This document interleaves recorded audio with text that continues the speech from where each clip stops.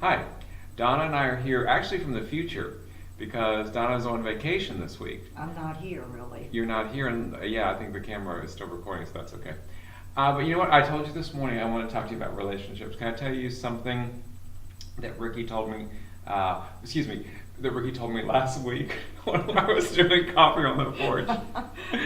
Well, if we're in the future. It was last never week. mind, confusing. Okay. Yes, it Never was mind. last week. You're Okay, right. so last week Ricky told me, and I know Ricky works next door at Grow, and I know Ricky well enough to know that he and his wife had their second daughter last year, and I know Ricky well enough that he told me when the bomb cyclone hit in January, his church, Deep Creek Baptist, like the pipes burst and there was flooding, so they were about the pews and all the carpeting. That sounds like a mess. It was. So last week he told me when all this stuff was pulled up, they got to write things on the floor.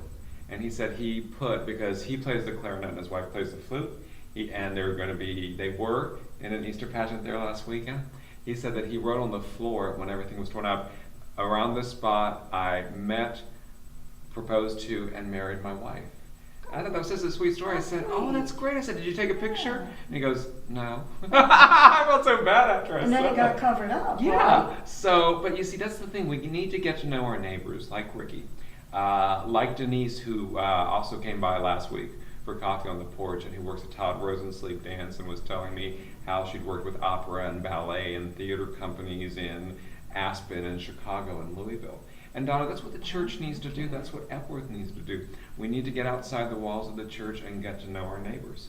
That's true, and there's a lot around here to get to know. Yeah. I mean, I've been talking for weeks about a dog named Balto. Balto's owner is named Andrew. I found that out. Andrew went to that Orioles game last week since when it was so cold over at the Harbor Park, and he's from southern Pennsylvania, so it was close to Baltimore. So, whose name did you know first? The dog? Balto, of course.